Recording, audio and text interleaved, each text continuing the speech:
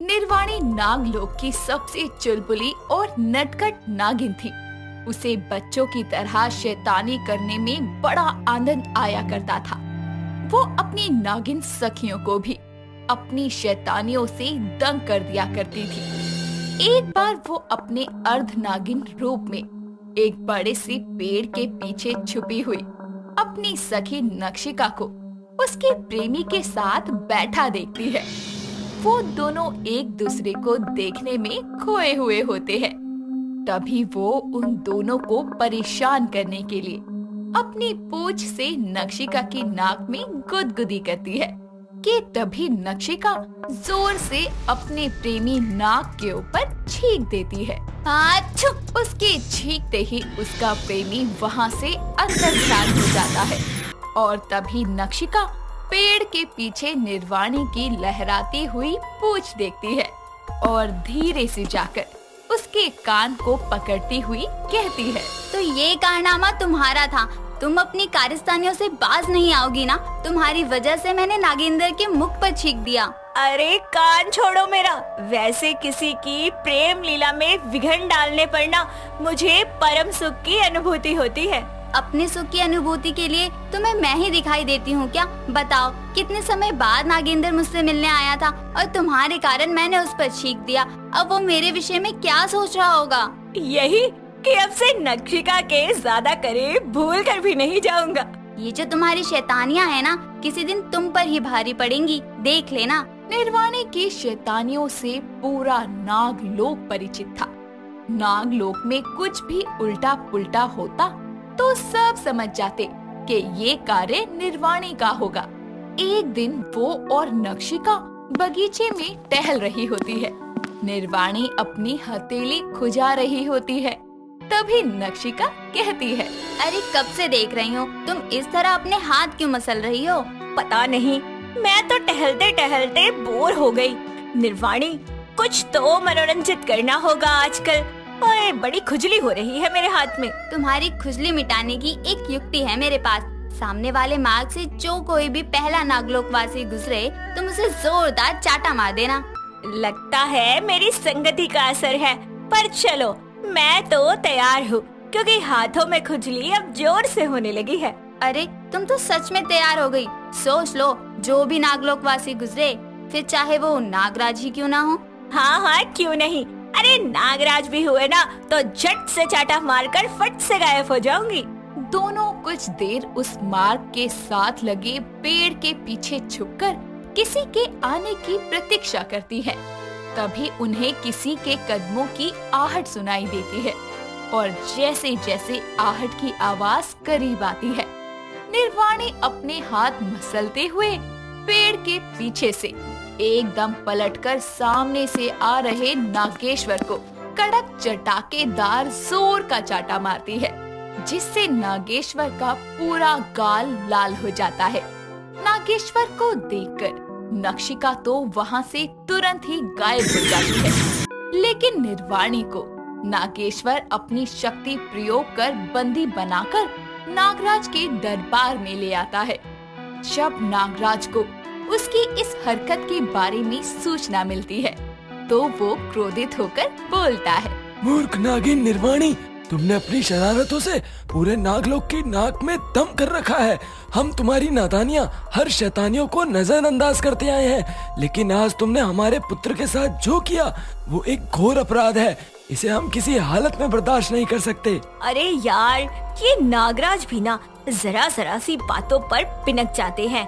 अभी मुझे थोड़ी पता था ये नागेश्वर वहाँ से गुजरेगा और मेरा हाथ इस पर चटक जाएगा। नागराज के पुत्र को आघात पहुँचाने के अपराध में तुम्हें पूरे 2 वर्ष तक शक्तिहीन मनुष्य के रूप में पृथ्वी लोक पर रहना होगा।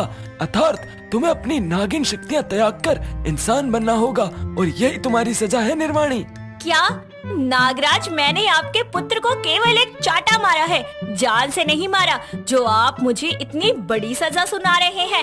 अरे मुझे पृथ्वीलोक जाना मान्य है, लेकिन बिना शक्तियों के जाना मुझे कतई मंजूर नहीं है। बस करो निर्वाणी, यदि तुमने सजा को स्वीकार नहीं किया तो तुम्हें हमेशा के लिए नागलोक से निष्कासित कर दिया जाएगा। नहीं नहीं, मैं जाऊंगी पृथ्वीलोक, बिना शक्तियों के जाऊंगी। अभी के अभी निकल रही हूँ मैं तो। नागलोक से निष्कासित होने के डर से निर्वाणी इंसानी रूप में पृथ्वी लोक जाने की सजा स्वीकार कर लेती है और उसी क्षण नागलोक से इंसानी रूप लिए पृथ्वी लोक पर आ जाती है। अपने आसपास मनुष्यों की इतनी भीड़ और इतना शोर सुनकर वो अपने कान बंद करते हुए कहती है, हे भोलेनाथ, एक थप्पड़ के कारण नागराज ने मुझे बिना शक्तियों के धरती पर फेंक दिया। अगर मुझे पता होता कि मैं नागिन से एक साधारण इंसान बन जाऊंगी तो आते आते नागराज को भी एक आध लगा कर आती। वो गुमसुम होकर सड़क के किनारे लगे बेंच पर बैठ जाती है।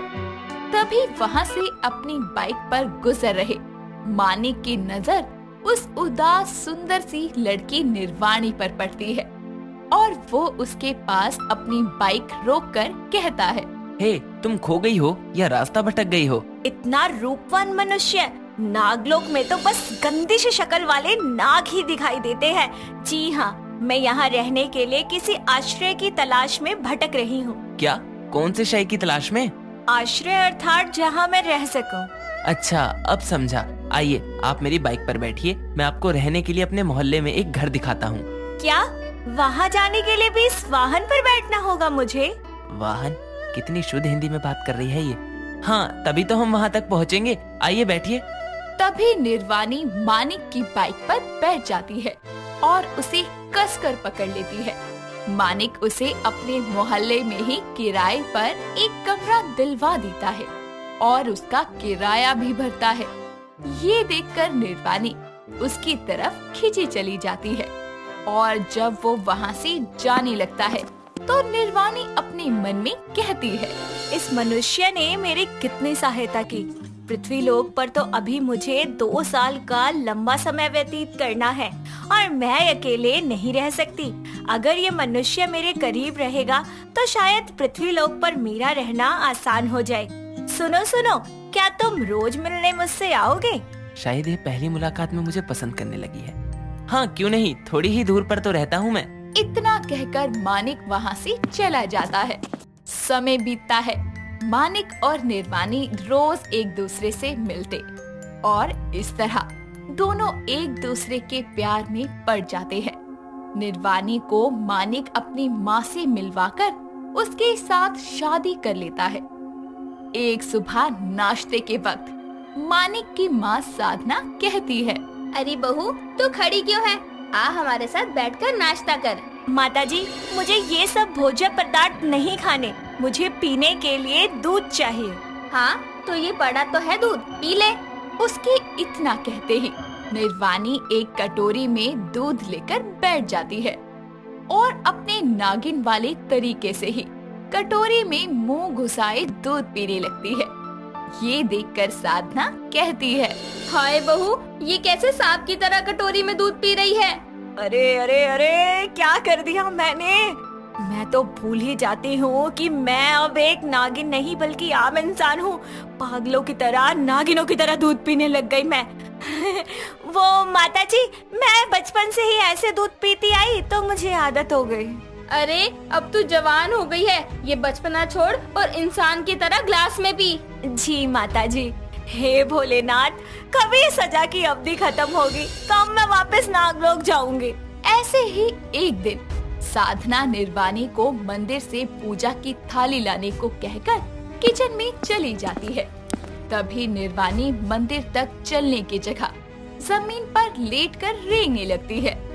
कुछ देर बाद जब साधना वहाँ आती है तो उसे ऐसे जमीन पर पसरा देखकर बोलती है, लो बताओ, पूजा की थाली लाने की जगह जमीन पर उल्टी पसरी हुई है। अरे बहू, फर्श नापने निकली है क्या? खड़ी हो जा। ओहो, मैं क्यों भूल जाती हूँ कि मैं एक नागिन नहीं बल्कि मैं एक आम इंसान हूँ और मैं अब रेंग नहीं सकती। माँ जी, वो मैं पोछा लगा रही थी। ऐसे लेट कर, अब पोछा लग गया हो तो जाकर काम कर दे मेरा। ओफो, ये बुढ़िया कितना हुक्म चलाती है मुझ पर। अभी अगर मैं एक नागिन होती ना तो मैं इस पर इतना जहर उगलती ना कि ये सोच भी ना पाए। इसी तरह निर्वाणी अपनी सजा की अवधि के पूरा होने का इंतजार कर रही थी और यूं ही साधना और मानिक के साथ रहते रहते उसे उनसे लगाव सा हो गया था। और 2 साल कब बीत गए उसे खबर ही नहीं लगी। एक दिन वो पूजा करने भोलेनाथ के मंदिर में जाती है। तभी वहाँ उसकी सखी नक्षिका आती है और कहती है, निर्वाणी, मैं तुम्हें वापस नागलोक ले जाने आई हूँ। तुम्हारी सजा के 2 वर्ष पूरे हुए। अब तुम नागलोक लौटकर अपनी शक्तियाँ दोबारा प्राप्त कर सकती हो। यानी मुझे नागलोक वापस जाना होगा? पर नक्षिका, मैं नहीं जाना चाहती। कैसी मूर्खतापूर्ण बातें कर रही है? तुम्हें नागलोक लौटना ही होगा। चल मेरे साथ। इतना कहकर वो अपनी शक्ति का प्रयोग कर उसे अपने साथ नागलोक ले आती है, जहाँ निर्वाणी नागराज से भी वही कहती है। नागराज, आपकी दी हुई सजा के कारण ही मैं नागिन से इंसान बनी, लेकिन अब मैं वापस नागिन नहीं बनना चाहती। मेरी पृथ्वीलोक पर ही रहने की इच्छा है। नागिन निर्वाणी, अगर तुम ऐसा करती हो तो तुम फिर कभी नागिन नहीं बन पाओगी, हमेशा शक्तिहीन ही रहोगी। इसीलिए सोच समझ कर बोलो। मैंने सोच समझकर फैसला लिया है, क्योंकि पृथ्वीलोक पर इंसानी रूप में मुझे एक परिवार मिला जिसे मैं चाहकर भी त्याग नहीं सकती। निर्वाणी को अपने फैसले पर दृढ़ निश्चयी देखकर नागराज उसे हमेशा के लिए इंसान बने रहकर पृथ्वीलोक पर रहने की इजाजत दे देती है और इस तरह निर्वाणी नागिन हमेशा के लिए इंसान बन जाती है।